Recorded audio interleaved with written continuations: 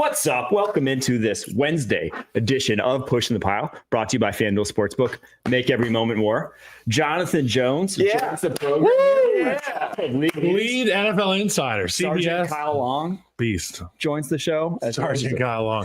That was a good bit. I forget, when you have kids and stuff, you forget about things like April Fools. You're just like, it's another day. We got to change diapers and put out fires. But I got April fooled by my older brother. He called me, Chris, and he was like, hey, I'm driving back from Disney. I got the whole family in the car, pick up. Chris is like, got a stern tone to his voice. He says, he's bringing the draft back. And to which I responded, okay. My first thought was, I couldn't be on a roster in training camp. I couldn't pass a physical. I'm going to be all right. Yeah. And then he said, would you go? And I said, without hesitation, of course I'd go. The next question would be like, where do I get stationed? Sure. Right. Where would be your optimal station if you were to be drafted tomorrow? I mean, Japan would be sick. It would be very, very dope. I would probably not want to go somewhere landlocked. Well, Japan works. Yeah. Hawaii. Yep. Ooh, yeah. Hawaii. Yeah. Right. Be careful though. I know. It's been a while. They've been susceptible in the past. We have to see. Okay. April Fools. But I did like your dad's reaction. So Chris called Dad. Yeah. And he was like, and Dad takes everything seriously. And Chris is like, have you heard this, by the way? Chris called Dad on the pod and was like, Kyle just called me and said he's going to join he's joining the Army. And there was like a 9 to 10 second pause. And they have Dad's face over the subtitles. Right. Dad just goes, oh God. And then Chris cut him off quick, like, hey, bro, he's kidding. This isn't happening. You're going to see your boy next week. So, and he still didn't the relief didn't hit. No. He still was in the mindset of yes. Oh shoot, what the hell did Kyle do Yes. again? Well, we got Jonathan Jones here. I'm so pumped to be here. Special guest. Obviously, we do a lot of stuff with JJ during the season, the lead insider, and my buddy on Tops. We get to watch him on NFL Today. Does a great job. But we've got league meetings. We got owners meetings down here in Florida. First and foremost, why did Palm Beach steal the name of Newport, Rhode Island's The Breakers? And I don't know which came first. I don't know if it was the Newport Breakers. The colonies, dude. That's what came first. Well, yes, that is true. But I don't know if Flagler, which also I'm familiar with Flagler from UNC, made the business school there, among many other things. And so I'm not sure which came first. However, I do think that the real Breakers belongs in Newport, Rhode Island. Okay, so at this Breakers, there is an oligarchy that meets every year. Stop me when I'm wrong. I mean, there are about 32 oligarchs. Stop me when I'm wrong. 31 in the Green Bay Packers. Yeah, and the Green Bay Packers, who hate the Tush Push. But we'll probably get to the Tush Push here shortly. Can't wait. There's a lot of topics that are discussed every year that shape the way that we get to enjoy or not enjoy the game that we love so much. And at the top of the list for me is the Tush Push. Yeah. And we talked about it on the show the other day. People don't understand. I don't think people quite have a grasp of where the Tush Push is taking our game. It's essentially eliminating fourth down, extending drives, the offensive side of the ball it caters to, obviously. What has been said about the Tush Push this week? What are the rumblings out of the Breakers? So I would say that we have probably seen. So first of all, the proposal by Green Bay got tabled. I believe that we have still seen the last of the Tush Push. And here's what I mean by that. The Packers proposal was a poorly written proposal. It said that you cannot immediately shove the quarterback when he is going over the center at the snap. Okay, so what is immediate? Is it a pause? How do you determine what immediate is? What happens if Jalen Hurts doesn't go over the center? What if he does the Josh Allen thing, right? And he goes over the guard. It's the B gap. Right. It didn't allow for that. And then also you can just do a regular quarterback sneak without being pushed, and that same motion can take place, right? So when they talk about health and safety, yes, they're talking about Jalen Hurts, and I'm using him as a proxy here, right? They're talking about Jalen Hurts being shoved into people, right? And maybe you're talking about the neck. But what about the offensive lineman? Yeah. Right? Because the rule doesn't take care of the posture of the offensive and defensive linemen. So again, that's what I talk about when I say it's a poorly written rule, because if you're actually talking about helping the health and safety of the game, you're not taking this actual play out. Now, I think this is an opinion, but I also feel that most people agree it's a fact. It's an ugly play. It is not aesthetically pleasing. And now you want to say, and then there's another set of people who say it's not football, it's rugby. Okay. And then there are another set of people who are jealous that the Eagles run it. I don't think that jealousy was the thrust of this. I don't think that people said, gosh, the Super Bowl champs are so good at that, we have to eliminate it because we can't keep up. But what they are going to do, they tabled a proposal. There was an informal vote. Raise your hand, whatever. 16 teams said yay, 16 teams said nay.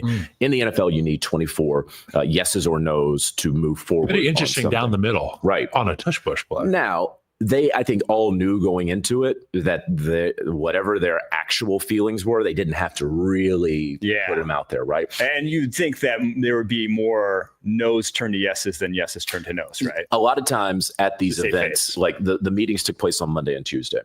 On Monday night, if you want to get something passed, you whip up the votes on Monday night when everybody's drinking and eating and all that, right? So whipping up the votes, that's like any of these political shows you watch. Absolutely. House of Cards, they're in there rubbing elbows and making deals, backdoor deals. 1,000%. That happened last year with the dynamic kickoff. The NFL did not have the votes for the dynamic kickoff before they got the votes for the dynamic kickoff. Okay. Some old fashions. That's right. And Roger Goodell was whipping up those votes. And so anyway, it got tabled. But what John Harbaugh said in that sort of informal polling, he said, he kind of stood up and he said, what about when we throw the football down the field to the tight end? He's 7 yards down the field. You got to get a first down. And then the offensive linemen come and rush in and shove him. If we're talking about player health and safety, that is a dangerous play, right? And this rule doesn't take care of that. So I think what we're going to see is we're going to return to the pre-2004 rule. The refs said, it's really hard to officiate shoving and pushing and pulling down the field. Let's just get rid of it. And so the Eagles exploited it. Well, now I think we may see that any ball carrier, when his forward progress is stopped, that's it. No pushing. That's it. And I think that's probably what we'll wind up seeing. Because on the defensive side of the ball, correct me if I'm wrong, you can't push your own defender. Like you can't go behind your defensive lineman. That's on field goals a lot. Like you can't push your defender through a line of scrimmage. So it would make sense that reciprocity says that the offensive side of the ball, you can't push an offensive player through the line of scrimmage. Yeah, and at the end of those plays, when there is that stalemate and the momentum has been lost by the ball carrier, or in this instance, the picture we saw of Jalen Hurts thrusting himself into the tush push, when you get that second effort, that wave that swells up, particularly down the field, the stuff that John Harbaugh was talking about, that's when injuries happen. Yeah. That's when the pile changes directions. That's when there is that unknown of where is this amoeba of bodies going to head, and is it going to land on me? And as it pertains to the offensive lineman in the tush push, you take a look at this play, and if you've ever been to the beach with your kids or with your buddies, you like to go stand out in the shallows where the waves hit. And oftentimes you get hit by the wave and you're like, I don't want to get hit by the wave anymore. I'm going to go under. That's what these offensive linemen do on the tush push. It's a duck dive. You go under the wave and you're able to leverage it out. What falls on top of you is up to God and the ocean. And when you're on that football field, there's no scarier place than being at the bottom of that pile. But I give a tremendous amount of credit to the Eagles. They've done a very great job of running this tush push. And obviously it's put them at the top of the league in it. But I'm one of those people that says it's not a pretty play, and football is supposed to be beautiful, and 11 people working in synchronization and choreographed perfectly. But then there will be people that argue the tush push is 11 people that are choreographed to perfection. I am curious to see an analysis of how many times when the Eagles ran, a sneak, did Jalen Hurts need an assist, right? Sure. Like how many times did he actually need it? Because I think a good portion of the magic that is the tush push is that the offensive line gets the best push of any offensive line in the NFL. Like that is right there. That's the big secret of the tush push. You have Jalen Hurts who squats 600 pounds. And then his squatting buddy, Saquon Barkley, is right behind him. And so to your point, do you actually need Saquon Barkley to put, like in that play right there, does he need Dallas Goedert pushing him over, or is he getting in there? Either way. But again, to sort of wrap on this, like Green Bay's proposal, I think was a bad proposal, because everything that you just talked about, with being in the shallows and whatnot, like this doesn't take care. If you're using the boogeyman of health and safety, don't tell me it's health and safety and then give me this particular proposal. Okay, so you mentioned Green Bay being the ones that tabled the proposal. A former Green Bay quarterback who is now a former New York Jets quarterback by the name of Aaron Rodgers. What the hell's going on with Aaron Rodgers? I have checked my phone every morning when I roll over at 7 a.m. and I say I type Aaron Rodgers into the app formerly known as Twitter, and it yields no results, just memes. What's going on with Aaron Rodgers? Give me the latest. Why you should not be waking up every day wondering. I want to know because I love the league and I want to know where all the pieces fit. Yeah. You know what I'm saying? Okay. All right. Well, then I'll tell you. All right. And I don't know when this is going to happen. You want to know when. I will tell you the what, how, and where. Aaron Rodgers will be the next Pittsburgh Steelers quarterback. He will sign what is either literally or ostensibly a one-year deal. It is going to probably have some incentives. It's going to look good, the contract. He will enter OTAs in minicamp as QB1. Mason Rudolph is there. Maybe they draft a quarterback in a later round. Maybe they don't. Depends on how good they feel about some of these guys. You know about these guys better than I. What is he waiting for? I don't know. Like, we've been doing this for like 5 years with this guy. And I know that there was a Netflix show like Enigma, right? I don't know that it is an enigma. Like, he's waiting for whatever reason he wants to wait. And maybe he wants to see other teams. He wants to bend their will, right? And he thought that he was getting over on the Packers. And he didn't. And the Jets, he doesn't want to end on the note that he ended on with the Jets. So he's going to go to the Steelers. So is he waiting for the sake of vanity? Is he waiting so that Kyle Long always checks his phone about it? So that these shows talk about him off the top? Is he waiting because he wants to get a better offer from the Steelers? Is he going to threaten retirement? Remember when he was going to host Jeopardy? Oh, yeah. Right. He was never going to host Jeopardy. That was a good one. I believed him. Okay. Well, remember when he was going to be VP? That's right. Yeah. That was good as well. He might have been VP. I don't know. He had a better chance of being vice president than hosting Jeopardy. So, like, it's going to happen. And when it happens, I'm going to come on CBS Sports HQ and I'm going to say all of these things exactly. I wish that we could put it in a time capsule. Yep, bury it in the sand. Right. And then when it happens, someone just dubs in. So on this Wednesday, Aaron Rodgers has gone to, it's April 21st is the first day of OTAs, correct? Sounds right. Yeah, around that date. So, I mean, we're inching closer and closer. But what's it matter? You can't throw a football on the field with anybody. Yeah, but I mean, go get, you can get the playbook. You can have the group chat with the receivers. You can maybe schedule a pre-OTA trip. He's throwing with DK Metcalf, right? Yeah, but I mean, I'm talking about getting everybody there. I'm talking about the offense. Yeah. It was a secret till it wasn't. You know what I'm saying? I'm talking about the whole group, because there are going to be a lot of guys trying to get into Aaron Rodgers' corner, whether it's in Pittsburgh or wherever the hell it is. My only concern is that he's taken this long. It leads me to believe that there's some doubt creeping into his mind. And when doubt creeps into your mind, if you're going bungee jumping and you wait longer than 5 minutes at the edge of the bridge, you're probably not going to jump. You know what I'm saying? I do know what you're saying. So moving on. I want to take a break and we'll get to we got a bunch more topics. We got JJ. Tush Push, we got Rodgers. So ready. Playoff reseeding, 18 games. Deshaun Watson, throwback jerseys, kickoffs, onside kicks. What's going to happen in the draft? Stick around. JJ is going to get into all that right after this. We dig it. Do you?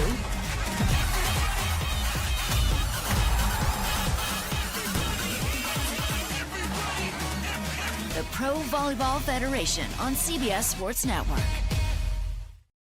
Oh, that's great. All right. Well, we are back here on Pushing the Pile. We got Jonathan Jones. If you're joining us for the first time this morning, a treat to have him in here. We got the owners' meetings, and a lot of these conversations have happened, one of which was playoff reseeding. I want you to talk me through the playoff reseeding, the complaints that happened through the course of last year's playoffs. And a lot of people say, well, we didn't play the right team, and how it's going to look moving forward. All right. So as we know what the current playoff seeding is, right? You win your division, you get a home playoff game. And for years and years, owners, coaches, players have always loved that, right? The owners love it because you have a 1 in 4 chance at the start of every year to host a playoff game. That means more money, more revenue, all of those things. That means something, right? Coaches love it because they can go to their guys and say, hey, our goals this season, what is it? Number 1, win the division. Win the division. And why do you want to win the division? Because that means that you're in the playoffs and you're hosting a home playoff game, right? Okay. And players love it because, well, that's what they've heard their entire careers.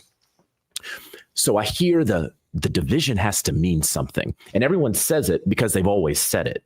But then you have to inspect that. Okay, win your division and you make the playoffs. That means something. But why does that grant you a home playoff game? Well, because it always has. Well, that's not good enough. Not all divisions are created equally. Not all divisions are created. And look, a lot of people are going to point to like when an 8-9 Buccaneers team gets in or something like that, and then they host a really solid team. I believe that this proposal, which is to say you make the playoffs, but it is seeded based off your record. I would argue it is less about that, and it is far more about having more competitive football down the stretch.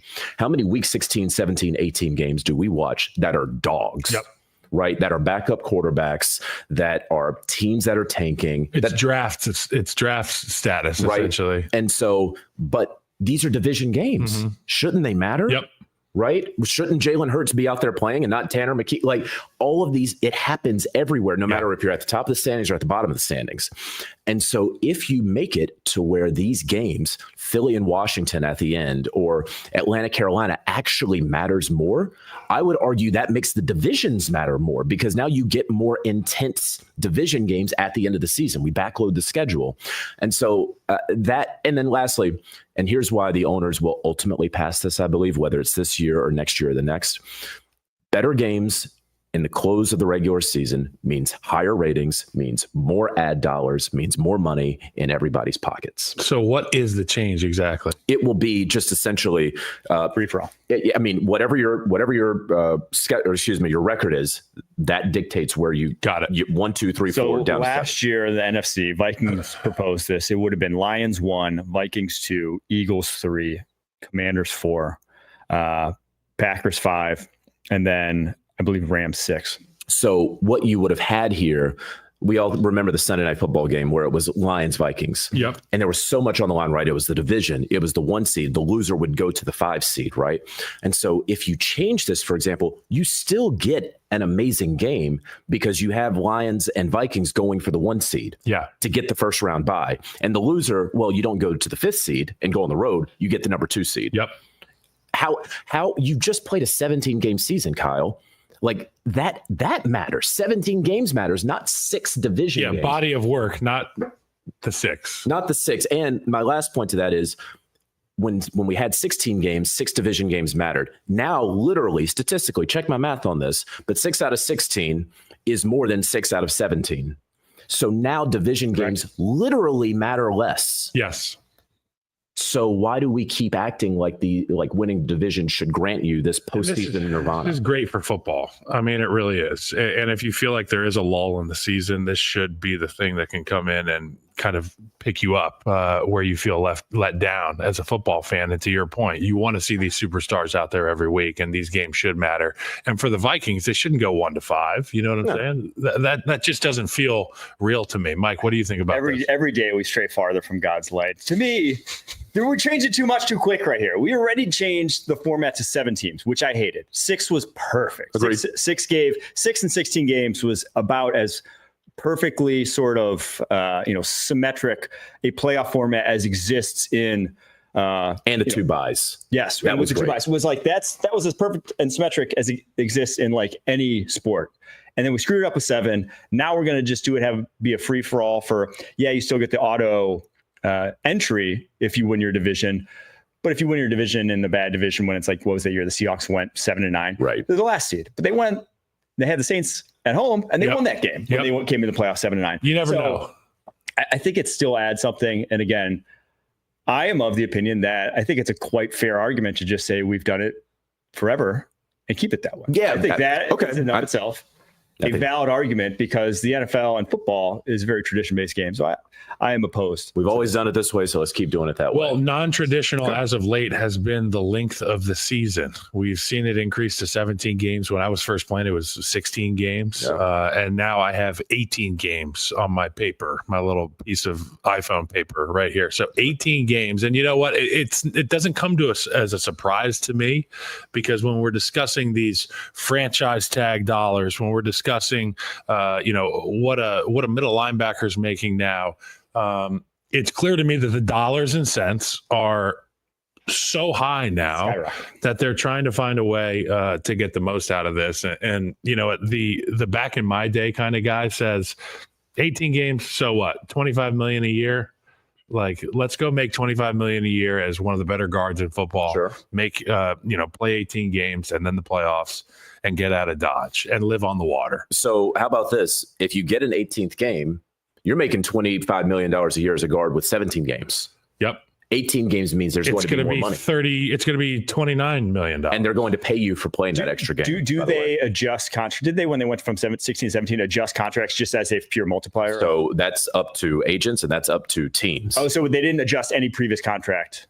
I mean, again, but it's just not in a the future. It's all future contracts. Right. Now that would have to get figured out because some teams did some, hey, you're getting paid because you get game checks, right? Yep. So are you getting paid 1/16th? You're getting paid 1/17th. Like that had to get worked out. And some teams do it one way, others do it others. Smart agents work that in early on. Others did not. Yeah. So consult with your agent on that. 18 games is going to happen. It was talked about at the league meetings almost as a fait accompli. Like it will happen at some point. It's not going to happen in 2025. It's not going to happen in 2026. As early as I could see it happening is 27. And so what are you going to do? You're going to take away a preseason game. So it's called internally 18-2, right? It's going to be 2 preseason games, 18 regular season games. Maybe you start the season Labor Day weekend. You add in a second bye. When you get 18 games, it's going to let you get 16 international games. The NFL is going to be able to package those 16 games and sell it to a broadcast partner. So that's more money. That's $1 billion, $2 billion right there. Okay. You're going to get the second bye that's going to allow you to do those international games. And then the Super Bowl gets pushed back to President's Day weekend. Super Bowl becomes a national holiday. There you go. So as a player, if I was still playing right now, my question would be, well, what does that do for training camp? What does that do for OTAs? What does it do for mini camp? That's a great question. Are these things all going to still be mandatory obligations that you have to partake in? And is it going to be the same length as we've had in years past? You talk about 2 preseason games starting Labor Day weekend. What does that mean for training camp? So that's a fantastic question. So when the union and the league talk, I want players to understand that getting a second bye, that's not a concession the league's giving you. That is a non-negotiable. You want another game, you got to give us a bye. Yep. You got to give our bodies a break, right? It is not a concession to say, well, we'll pay you for the other game. Of course you're going to pay me. I don't work for free. Yep. Okay, so that's not a concession. So some of the voluntary workouts, that has been a huge thing for the union. They want to probably get rid of those. What does training camp look like? Does it start a little bit earlier, maybe, but you don't do any of the spring work? Veterans want that. Is that better for the rookies and the young guys coming in? All those questions have to get figured out in the rank and file, right? And then lastly, revenue split. Right now, players get about 48.8% of the big pie. Okay, you want us to play another game? Give us another percentage point. Let's get it closer to 50-50. Like all of those things are going to be on the table. How much the union ultimately gets, we'll see. But everybody knows it's going to happen. Well, regardless of who gets what and how, I know one guy who's going to be getting some money, regardless of what happens. His name is Deshaun Watson. Can I give my take on 18 games first? Yeah. Because I hate it. You hate it? I hate 18 games. Well, we know that. I thought you wanted more football. That to me is the most disingenuous argument. Everyone brings that up, and especially with college football playoff and like how it's gone. Everyone's like, "Oh, you hate more games?" It's like, yeah, I hate more games when they're meaningless. Think about right now with 3 preseason games, how bad the product was week 1 of this NFL season compared to at the end, right? You're right. And it's because these guys don't have the same time to prepare. And so if we're down to 2 preseason games, think about what week 1, 2 are going to look first quarter of the season. You are basically having 2 games of the season that, you're obviously excited. Everyone's going to watch. The number's going to be there, but it's not going to be great football. And then with 18 games, your playoffs, we said we want good games down the stretch. How many guys are going to be on IR by the time the playoffs come around? It's just, a fact of life. When you add, 2 out of 16 games, 1/8 more games in a season versus where we're at 4 years ago, it's just going to have an 1/8 more guys hurt, right? On your roster. So I want to see the best players playing at their best in the playoffs on the best teams. Like you want to see that. I don't need 2 more games of regular season play because every single one diminishes it. Think about how little people care about the NBA regular season. Yep. If the NBA regular season was 12 games, you would care about every single game. Yep. You'd be locked in.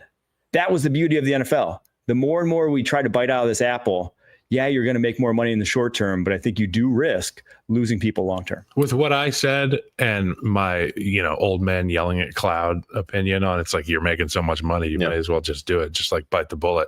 What Mike said is right. And there's a lot of truth to that. And I can attest to how difficult it is to make through a season, even 16 games, let alone 18 games and the playoffs. Yeah. If you're winning, you get to go play in the playoffs too. Oh, and you're saying a guard making $25 million a year. It's like, do they need $35 million a year? Does that guard need 30? Like, Kyle, I think you're the person to answer that. Obviously, we're not like, yes, you want more money, but to the average fan, I'm saying at home, being like, these guys want more money than what they're making right now. Well, I think it's hard. It's hard I totally understand why that would turn people off. And when I hear business executives, or I go, I go meet with my financial advisor, and I listen to some of the people that they urge me to listen to, whether it be in a book or a podcast or a Instagram reel. It's like, holy shit! Like, why do they want any more money? They pulled up in a Rolls Royce. They live in, Miami Beach. Blah blah blah blah blah. At the end of the day, what people at home will never be able to relate to is the feeling of going out there day in, day out, regardless of how much you love the game of football, and putting your body through that. It really takes its toll on you. And as the science continues to develop, and we find out more about what happens after football, I'll stand on the table and say these guys should get $50 million to play guard.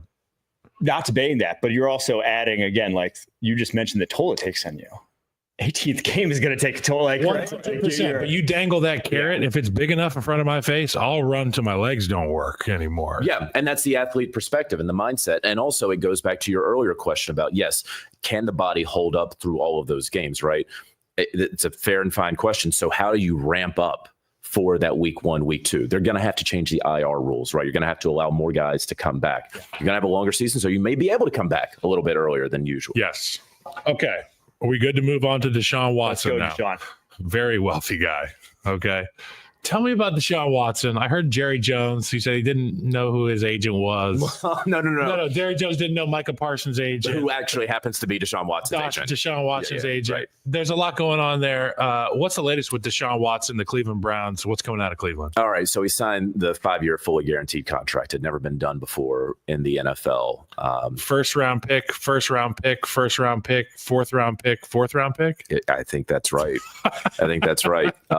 To the Houston Texans. A lot of people, I think at this point, with no doubt at all, it was the worst acquisition perhaps in sports history, right? When you talk about the trade and what they gave up, when you talk about the money and the compensation and how unprecedented so much of it was, and when you consider what they have gotten in return, it's the worst.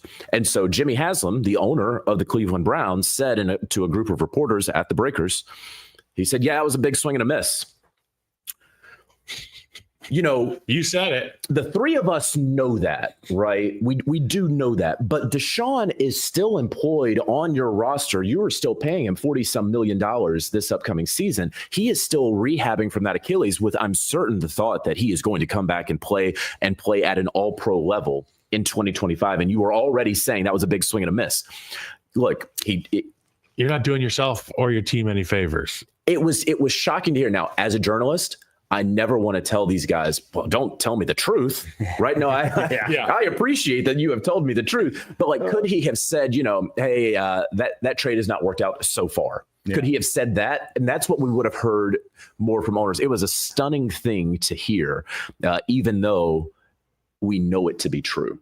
I don't think that Deshaun Watson is ultimately going to play in 2025. I'm not entirely sure. We're going to get to the draft. I'm not entirely sure the Cleveland Browns would draft a quarterback at number 2 overall. And so do I think, if you ask me right now, please ask me this, who's going to be the Cleveland Browns starting quarterback week 1? Who's going to be the Cleveland Browns starting quarterback week 1? I think ultimately they will trade for Kirk Cousins.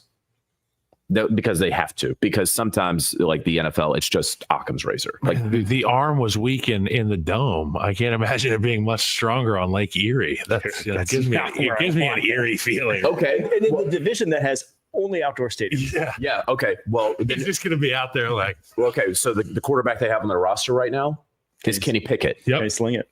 Small hands. I mean, in the cold. in all those outdoor stadiums because we stacked the division games at the end of the season. Yeah. Kenny Pickett, Super Bowl champion. Kenny Pickett. Don't forget it. Yeah. Never forget that. No, the Browns are in a tough spot. And I think they'll, even if they trade for Kirk Cousins, I think they'll draft one in like the 4th, the 3rd, something like that. They're just going to throw the kitchen sink and just see what sticks, I'd assume. And I don't expect much to stick, unfortunately. That's where they're at. I was very surprised by that trade, the Kenny Pickett trade, by the way, when they traded Dorian Thompson-Robinson. Like, when I had heard that the Eagles were going to be trading Kenny Pickett, I was like, all right, it'll probably be like a 6th-round pick for him. And then it was a 5th from Cleveland. And then they threw in a quarterback on a rookie contract. I'm not saying Dorian Thompson-Robinson's, Brock Purdy, but it was. Why did you do that? I was very surprised about it. But again, Super Bowl champion Kenny Pickett. That's big. Okay, that's really big. And you know what else is really big that came across my desk this morning is that throwback jerseys are coming back in vogue. We're getting more of throwback jerseys. In Chicago, we used to go the all navy with the burnt orange numbers, the gray face mask with the logo-less navy helmet. Yeah, which have like the wings on the front or something. No, that's a different one. Okay. That's the Michigan-esque one that looks really cool as well. I love that one. My favorite one is the gray face mask, solid navy helmet. Yeah. Throwback. And I'm sure our folks in the control room can pull up a picture of that. But every team, every fan base has their favorite throwback. Yep. And people yearn for more of them because when we do see them come out onto the field, it's like this nostalgia bomb that we get. Like, Bo Nix wearing John Elway's jersey looks awesome, in my opinion. There's some teams that should have them all the time. There's the throwback jersey. Somebody's getting their lunch money taken right there. Man, that's great. You like that, Mike? Hey, inside hand placement. So underneath.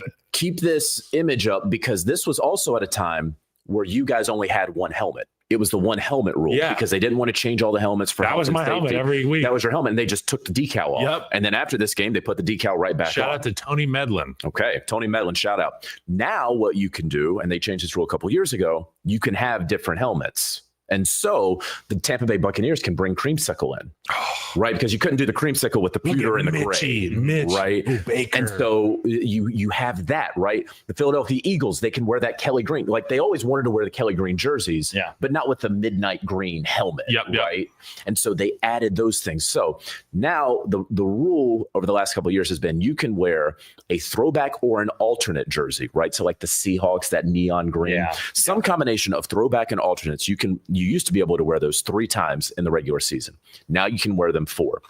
Yes. So you can wear 4 throwbacks and whatever combination you want. So it's you can be 4 alternates or 4 throwbacks, or 2 and 2, or 3 and 1. So I'm all in on throwbacks. Alternates, you can miss me. The throwbacks, though. But remember Color Rush? And so some teams still have Color Rush. Stop. The Buffalo Bills with the red, right? Do. The Ravens sort of with the purple and the matte purple helmet.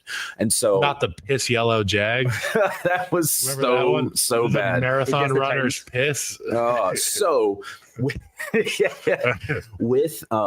this, the league also, as much as we do love the throwbacks, the league does not want teams to always be in throwbacks. They still want teams to be recognizable. And so you can't wear the throwbacks in the playoffs. And you're not going to be able, if the Miami Dolphins finally win a playoff game, they're not going to be able to wear the throwbacks in the Super Bowl, unfortunately. It's valid.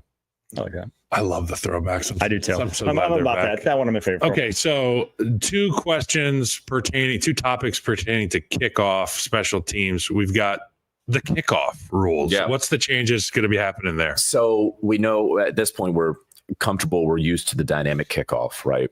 And so they were tinkering with 2 things. They either wanted to move the kicker back 5 yards. Let me back up. Because everybody's just booting it out of the end zone. So many teams are booting it out of the end zone. They did not get the amount of returns, the rate of returns that they wanted to when they instituted. What did Cowher say? I just kick it out of the end zone every time. I mean, sure. And that's basically what Sean McVay did all season long. And so they tinkered with some things. But the touchback, back in our day, what was a touchback? 20. And then they kept moving it and kept moving it. And so now they have moved the touchback to the 35. Whew. And the idea here is that, teams aren't going to give the other team the 35-yard line. They're going to try to incentivize Jake Elliott to kick it short, and you're going to have to run out, right? So that happened They want action. They want maybe too many returns. But here's the other point. They want to get rid of the punt. They talk about keeping the foot in the game. I think they want to get rid of the punt. How does that work? So here's more teams than ever every year are going for it more on fourth down, right? So we are actually seeing fewer punts, which is more exciting. I think it's legitimately more exciting to have. And punts are not an exciting play necessarily. Correct. And what they are highly injurious plays. Yeah. There are explain that one. It has a high injury rate. Yeah, that's right. Thank you. Yeah, sound that one out. Yeah. And so that's why they're dangerous. There you go. And so we talk about player health and safety, right? They want to maybe get those plays out of the game as much as possible. And so if you give the team the 35 and they're going for it more on fourth down and kickers are better than they ever have and you're making more from 50 plus, maybe you're going to see fewer punts in the future. And it's not a maybe, it is a definite. I think that the 35 is a little too much though. Why not just make teams run it out of the end zone? Why not just say you can't just probably another player health and safety issue, as well as if you make teams run it out of the end zone, you're going to stop them at the 10 or 15, and then you're probably getting more punts. Okay. Gotcha. Onside kick that got tabled. Yeah. So in the onside kick, we used to be able to run up, right? And now you just can't recover an onside kick. Okay. So the recovery rate was around 12, 13%. And in recent years, it's fallen to like 5%. Mm-hmm. It's impossible, right? You just have to get lucky. It's got dropped, right? Basically. And so what they want to do, they want to get that rate back up. And so, on kickoffs, you have to be a yard off the ball on kickoffs. They said, well, why don't we just put them up 1 yard? Like, just put your foot on the line. Let's give them one more yard, and maybe that can tick up from 5% to 8, 9%.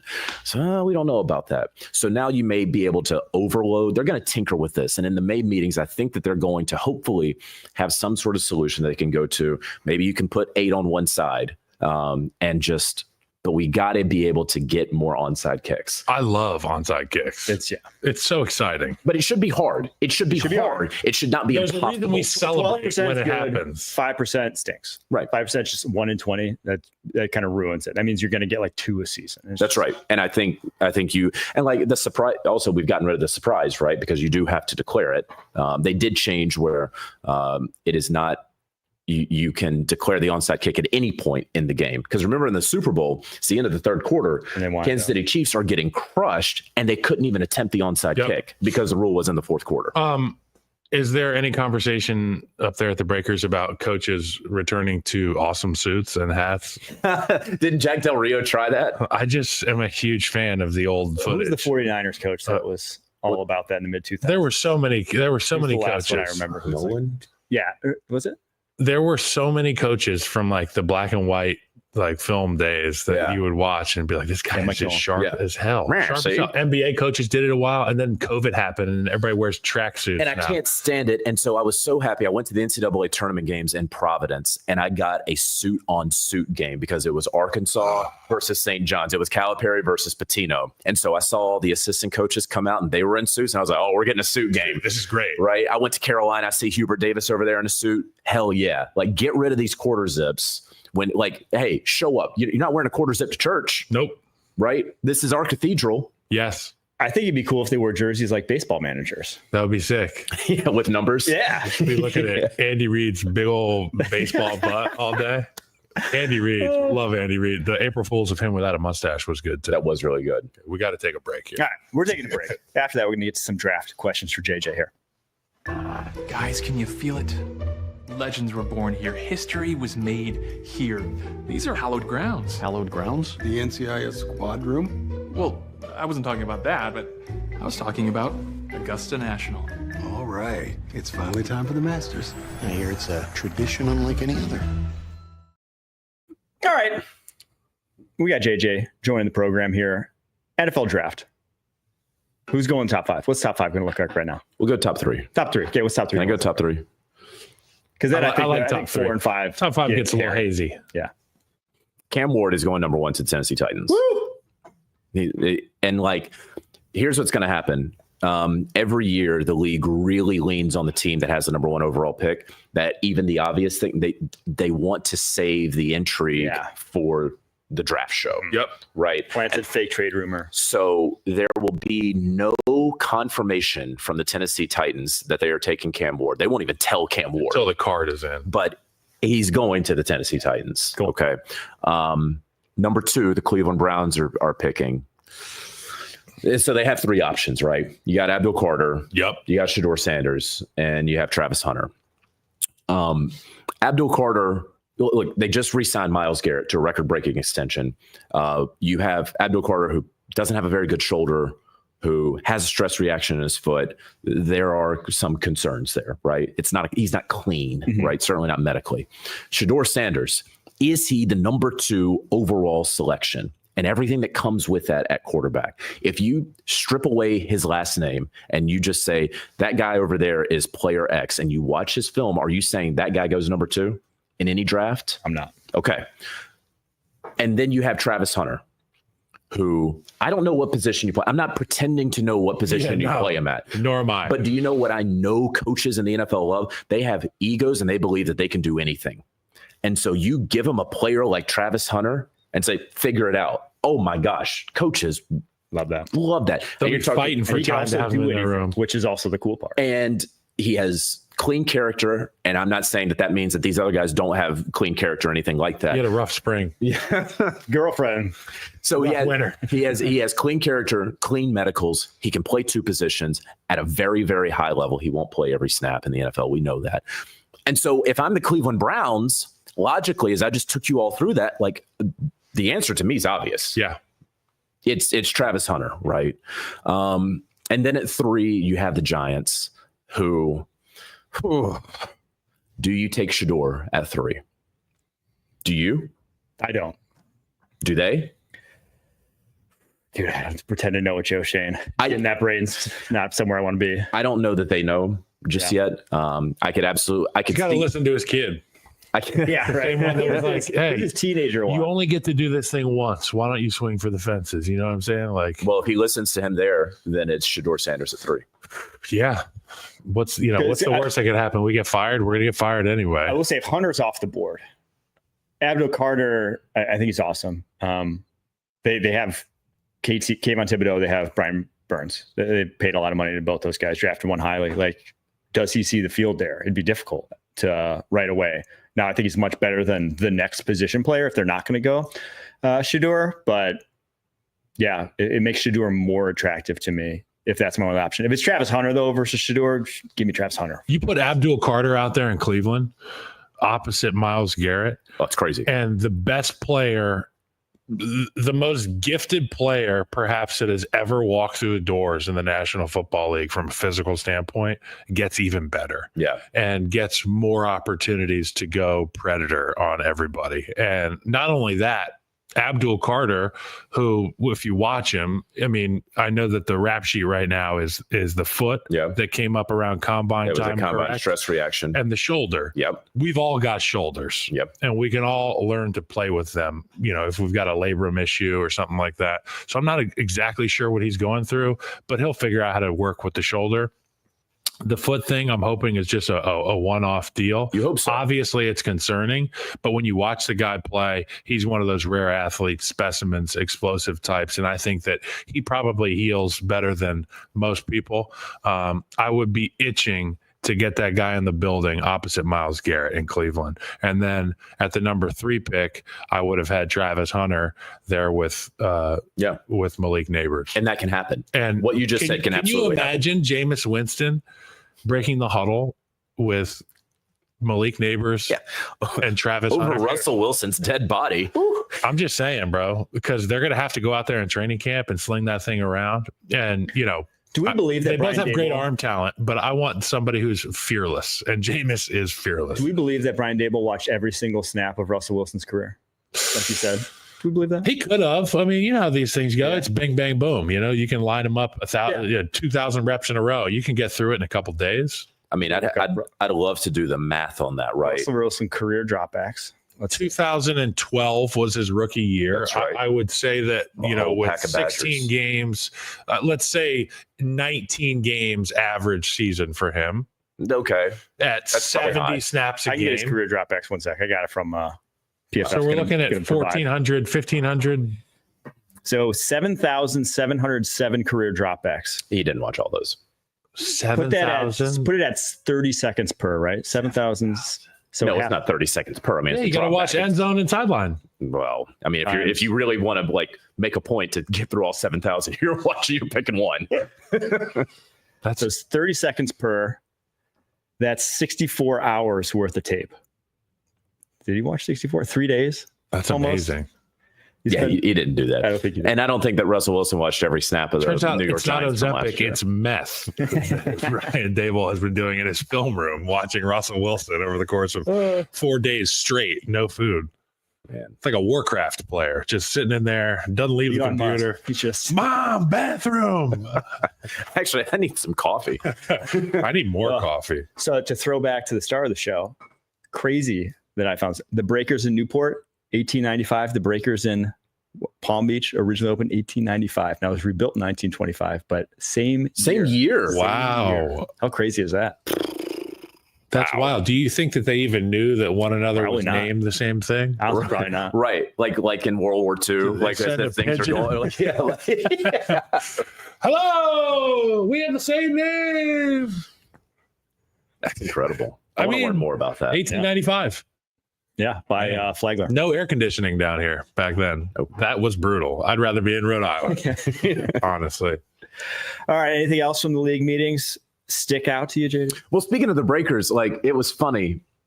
You know, everyone loves the NFL. Everyone wants to welcome the NFL. Everyone wants to be a sponsor of the NFL. I don't think the Breakers really cares about the NFL. It's like Augusta. Like we don't need you. Like we were there.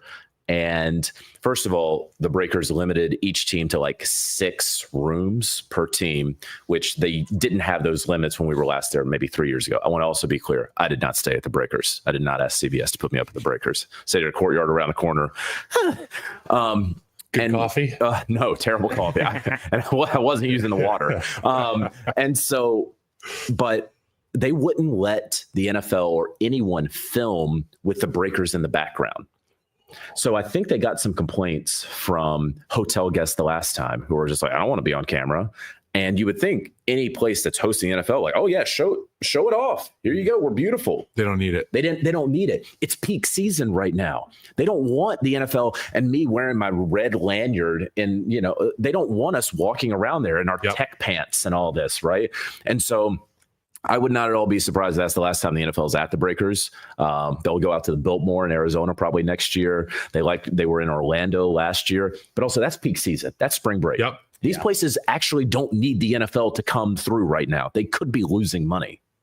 It's crazy because the NFL gets whatever they want except for love from the Breakers. It was so funny for those 2 days, knowing the NFL gets whatever it wants and watching that, like, yeah, we don't care about you. There's no way for them to fix any of it. Right. So Biltmore, Arizona, inbound. Well, yeah. Were there any fights at this thing? I know there was a fight at the combine. Yeah, media fight, right? No, I didn't see that. Any beefs? Did you see any adversaries? I know that there's some other insiders out there that had to go outside to get to this thing. Yeah, I don't dabble in any of that stuff. Jay Glazer tried to leg lock you? Yeah, he was there. And I mean, he was Jay. He's out there with his floaties on in the pool. I didn't see him by the pool. Guys, this was fun. JJ, you're welcome to come anytime you want. It's great to see you. I look forward to the fall when we do this every Monday, and you and I work every Sunday in studio. Hell yeah, brother. Hope to see you then. Thank you guys for coming by, pushing the pile. We'll see you again very soon. Until then, keep pushing. There you go.